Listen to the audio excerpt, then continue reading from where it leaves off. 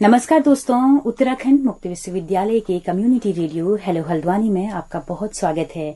91.2 megahertz की radio तरंगों पर आप इसे सुन पा रहे हैं। कार्यक्रम चल रहा है स्टूडेंट कॉर्नर और हमारे साथ आज मौजूद हैं एक रिसर्च स्कॉलर जो कि इंदिरा गांधी राष्ट्रीय मुक्त विश्वविद्यालय इग्नू से यहाँ पर आई हैं। उत्तराखंड मुक्त विश्वविद्यालय में रिसर्च के सिलसिले में हुमा खान इस वक्त हमारे साथ मौजूद हैं और उनके साथ उनके सहयोगी हैं जो उनको बहुत मदद कर रहे हैं, जो उनके शरीक के हयात हैं। मोहम्मद आमिर खान जी हमारे साथ मौजूद हैं। तो आप दोनों का ही, हुमा जी, आमिर जी, आप दोनों का ही बहुत बहुत स्वागत है हमारे इस रेडियो स्टेशन में। Thank you, thank you. तो हुमा जी, आपने जो मुक्त जो पैटर्न है एग्जाम्स का, जो ओपन सिस्टम है, उस पर आप रिसर्च कर रही हैं और बहुत एक जरूरी माध्यम आज के टाइम पे हो गया है। और एक जो पहले से हम बोलते थे कि परंपरागत शिक्षा या जो इस तरह के जो स्कूल्स हैं वो ही संभव है, पढ़ाई स्कूल में जाकर ही हो सकती है, लेकिन अब पूरा एक सिनारियो चेंज हो गया है और कोविड काल ने उसको थोड़ा सा और बढ़ाने का काम किया है। तो अब ये है कि ओपन लर्निंग सिस्टम पर ज्यादा भरोसा लोगों का बन रहा है। तो ये टॉपिक आपने क्यों लिया और क्या है आपका शीर्षक, उस पर भी थोड़ा सा बताएं। जैसे कि मैम आपने बताया कि open and distance learning system ये बहुत ज्यादा उभर रहा है जब से ये कोविड पीरियड स्टार्ट हुआ है। पैंडेमिक सिचुएशन से लेकर अब तक डिस्टेंस लर्निंग में ही ज्यादा एनरोलमेंट स्टूडेंट्स का बढ़ रहा है। ये मेरा अभी तक मैंने नोटिस किया है। जैसे कि मेरा पीएचडी टॉपिक मैंने अपना सिलेक्ट किया है, डिस्टेंस एजुकेशन मेरा सब्जेक्ट है। उसमें मेरा एक टॉपिक है comparative study on the learner support services of IGNOU and UU Uttarakhand open university in the changing scenario of open and distance learning. उसमें ये टॉपिक इसलिए लिया है क्योंकि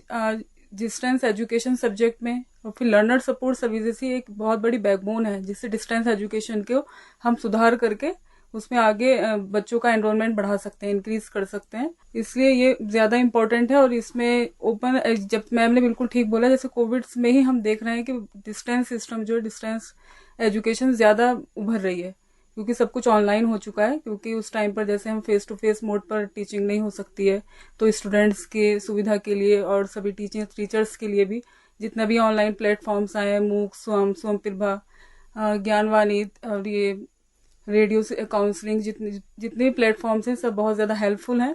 तो इसमें हम ये सब देखेंगे। अपनी रिसर्च जो चल रही है, जो मेरा डेटा कलेक्शन के लिए मैं यहाँ पर आई हुई हूँ उत्तराखंड ओपन यूनिवर्सिटी में, तो उसमें मैं काफी चीजें नोट कर रही हूँ और सबके मैंने इंटरव्यूज लिए हैं यहाँ पर प्रोफेसर्स के कि कैसे क्या क्या कमियों को हम सुधार सकते हैं, किस तरह से, क्या क्या सजेशंस हैं उनके। तो इसी चीज को लेकर हम अपने रिसर्च में, अपनी थीसिस में रिकमेंड करेंगे और आगे उम्मीद है कि जरूर कुछ ना कुछ ये हमारी रिसर्च काम आएगी आगे बेहतर होने के लिए। जी, तो इस विषय पे क्या पहली रिसर्च हो चुकी हैं और कितनी हुई हैं? रिसर्च तो आप नया इसमें क्या कर रही हैं? इसमें नया यह है कि हमारी जो यूनिवर्सिटीज हुई हैं, कंपैरेटिव स्टडीज तो बहुत सारी हुई हैं, लेकिन specially Uttarakhand open university IGNOU को जो मैंने सिलेक्ट किया दोनों यूनिवर्सिटीज को, क्योंकि एक ही जुरिस्डिक्शन लिया है मैंने उत्तराखंड में क्या है कि हिली एरियाज हैं, उसमें कुछ जहाँ पर कनेक्टिविटी नहीं है या स्टूडेंट्स कैसा वहाँ पे इग्नू लर्नर्स के साथ जो इग्नू सपोर्ट सर्विस प्रोवाइड कर रहा है, तो उत्तराखंड ओपन यूनिवर्सिटी क्या प्रोवाइड करा रहा है, दोनों में क्या क्या वो है, मतलब सिमिलरिटीज हैं, क्या क्या और अच्छा किया जा सकता है दोनों के सपोर्ट को मिला करके। तो इसलिए हमारा ये एफर्ट रहेगा कि आगे बढ़े, बहुत अच्छी लर्नर सपोर्ट सर्विस मॉडल दिया जाए। बिल्कुल। तो अभी जो 5 सालों में आपने जो फील्ड एनालिसिस किया, जो पढ़ा लिखा होगा, साहित्यावलोकन किया, क्या चीजें आपको लग रही हैं कि क्या कमियां हैं? अभी लग रहा है कि जो लोग बिल्कुल इसको टेक्नोलॉजी को अफोर्ड नहीं कर सकते, जैसे कनेक्टिविटी की प्रॉब्लम है यहाँ पे मैंने बहुत ज्यादा नोटिस की है, या बहुत ज्यादा जो गरीब रूरल एरिया से जो स्टूडेंट्स आ रहे हैं वो उनके पास अफोर्ड करने के लिए जैसे मोबाइल फोन तक भी नहीं है, तो उनकी एजुकेशन कैसे आगे बढ़े, उनको कैसे फैसिलिटीज प्रोवाइड की जाए, मेरे अकॉर्डिंग तो उसमें ज्यादा ध्यान देने की जरूरत है। उनको फाइनेंशियली सपोर्ट भी देनी चाहिए यूनिवर्सिटी को, स्कॉलरशिप्स हैं, या उनकी सबसे बड़ी बात की काउंसलिंग अच्छे से होनी चाहिए, प्री एडमिशन, ड्यूरिंग एडमिशन, क्योंकि वो भी इतनी ज्यादा शायद अटेंटिवली नहीं हो रही है। तो उसके लिए क्या हर ओपन में काउंसलिंग का कोई अलग से सेक्शन होना चाहिए? कौन देगा काउंसलिंग? क्या टीचर्स देगा? इसके लिए तो कोऑर्डिनेटरशिप्स होनी चाहिए, अलग से डायरेक्शन होनी चाहिए, एक्सेप्ट फैकल्टी, तभी ये इम्प्रूव हो सकता है। तो क्या इग्नू में ये सुविधा है? इग्नू में ये सुविधा शायद अभी देखना होगा, क्योंकि मेरा डेटा कलेक्शन प्रोसेस चल रहा है। अभी मैं उत्तराखंड ओपन यूनिवर्सिटी में आई हूँ, अभी वैसे वहां भी देखना होगा, तो उसके बाद ही मैं कंपेयर कर पाऊंगी कि कहाँ कितना अच्छा है या हम कहाँ पर कितना बेटर करने के लिए उनको सजेस्ट कर सकते हैं। जी, अमूमन स्टूडेंट्स की जो क्वेरीज हैं, जो थोड़ा परेशानियां रहती हैं कि फ़ोन नहीं उठता है, प्रॉपर समझ में नहीं आ रहा है कि कैसे करना है, क्योंकि हर कुछ ऑनलाइन कर दिया, डिग्री लेनी है तो ऑनलाइन है, एडमिशन ऑनलाइन कर दिया, सब कुछ ऑनलाइन है, असाइनमेंट तक ऑनलाइन थे, तो थोड़ा दिक्कतें होती, तो ऐसे में अगर काउंसलिंग होगी तो वो एक अच्छा, आपका कहना है कि बहुत ही हेल्प होगी जी बच्चों के जी, लिए। फेस टू फेस भी मोड पर होनी चाहिए और ऑनलाइन भी। जैसे ऑनलाइन सिस्टम आगे बढ़ रहा है, बहुत अच्छी बात है, लेकिन वही बात है कि कुछ इतनी फ्लेक्सिबिलिटीज नहीं है। जैसे कुछ लर्नर्स के पास नहीं है इतनी मतलब फैसिलिटीज नहीं है, वो नहीं अफोर्ड कर सकता, और टीचर्स के पास है, यूनिवर्सिटी के पास भी है, लेकिन उस तक नहीं पहुंच पा रही है। तो ये सब टीचर के जो है वो बीच में सुगम जो में बैठा हुआ है, वहाँ नेटवर्क की भी हाँ दिक्कत जी, नहीं है, जो बीच बच्चा में दुर्गम में वो है। आ रही है ना ऑब्स्टिकल्स, जी इसको दूर करने के लिए सुधार होने बहुत जरूरी है। जी। अच्छा, जो छवि है एक ओपन कॉलेजेस के प्रति, वो क्या बदली है आम लोगों में कि एक तो बिना पढ़े नंबर आ जाते हैं, या अच्छे मार्क्स आते हैं इसीलिए आप ओपन से फॉर्म भरिए, और या फिर ज्यादा पढ़ना नहीं पड़ता है, इस तरह की धारणाएं जो थी, और वैल्यू शायद कम है ओपन की, रेगुलर पढ़ेंगे तो अच्छी वैल्यू आएगी, कहीं अच्छी जगह इंटरव्यू देने जाएंगे, तो ये छवियां क्या टूटी हैं? जी, ट्रेडिशनल एजुकेशन सिस्टम से अगर देखा जाए डिस्टेंस रिमोट एजुकेशन सिस्टम को, तो वो उन लोगों के लिए बहुत बेटर है जो कि वर्किंग भी हैं, हाउस वाइफ्स के लिए स्पेशली, जो नहीं आ सकते रेगुलर अपने यूनिवर्सिटी या कॉलेज नहीं अटेंड कर सकते, उनके लिए स्पेशली लर्नर्स के। लेकिन जो लोग, ये भी बहुत अच्छा सिस्टम है, मतलब मैं इसको ये नहीं बोलूंगी कि ये जो रेगुलर यूनिवर्सिटीज हैं उनके अकॉर्डिंग नहीं है, बहुत ज्यादा। और जब से ये पैंडेमिक सिचुएशन आई है तो यही ऑनलाइन सिस्टम को, डिस्टेंस एजुकेशन को ही ज्यादा बढ़ावा दिया जा रहा है, और इसमें किसी भी तरह से ये नुकसानदायक नहीं है। बिल्कुल बिल्कुल।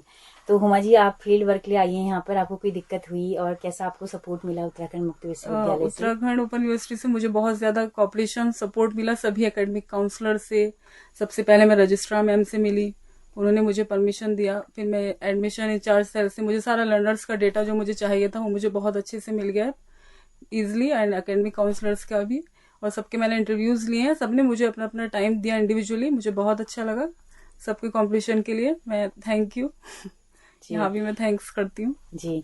आपको क्या लगता है रिसर्च क्यों होनी चाहिए, और कितना जरूरी होती है हमारे समाज के लिए, और क्या कम हो रही है, ज्यादा होनी चाहिए, क्या है आपका नजरिया रिसर्च के प्रति? रिसर्च अगर होनी चाहिए तो रियलिटी उसका कोई क्वालिटी वर्क होना चाहिए, जिससे कुछ उसका रिजल्ट निकल कर आए, फ्यूचर में काम आए। ये नहीं कि सिर्फ हमें डिग्री लेनी है और सिर्फ अपने नेम का आगे डॉक्टर लगाना है। आजकल यही सब कुछ हो रहा है, हर चीज में बिजनेस चल रहा है, करप्शन भी चल रहा है।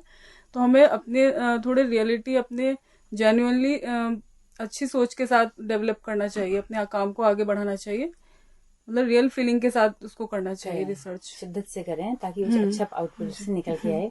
और मुझे लगता है कि आप काफी मैच्योर हैं और काफी अच्छे से आप रिसर्च अपनी कर रही हैं। तो आमिर जी के पास में आते हैं। आमिर जी, आप वैसे तो आप पार्टनर हैं, लेकिन आप एक बड़ी अच्छी पार्टनरशिप की भूमिका यहाँ भी निभा रहे हैं। आप साथ में आए हैं, और आप कहीं पे फोटोग्राफ लेनी है या कहीं पे कोई और मदद करनी है तो आप पूरी मदद हुमा जी को कर रहे हैं। आपको कैसा लग रहा है रिसर्च कर रही हैं आपके मैसेज? कैसा लगता है जब महिलाओं को हम अच्छा देखते हैं रिसर्च करते हुए? ये बहुत अच्छा अनुभव रहा मेरे लिए, और मुझे ऐसा लग रहा है कि मैं मतलब इनको सपोर्ट करके मुझे खुशी हो रही है।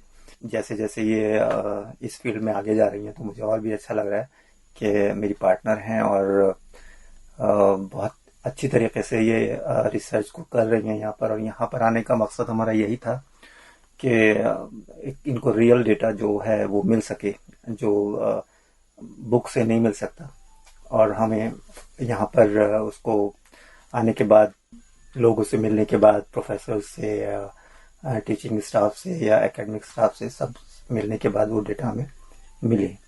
तो उसी के लिए मैंने इनको बोला कि हम लोग चलते हैं वहाँ पर, और फिर यहाँ पर आकर हम लोगों ने मेरा पूरा सपोर्ट इन्हें रहा जी, और बहुत अच्छा अनुभव रहा है यहाँ पर इस यूनिवर्सिटी में। जी। बाकी उत्तराखंड में भी आप लोग पहली बार आए हैं जी, तो कैसा आपको लग रहा है? जो छवि थी उत्तराखंड की, अभी तो आप केवल तराई वाला इलाका देख पाए होंगे, अभी पहाड़ दिखने बाकी हैं, तो कैसा लग रहा है उत्तराखंड में आकर?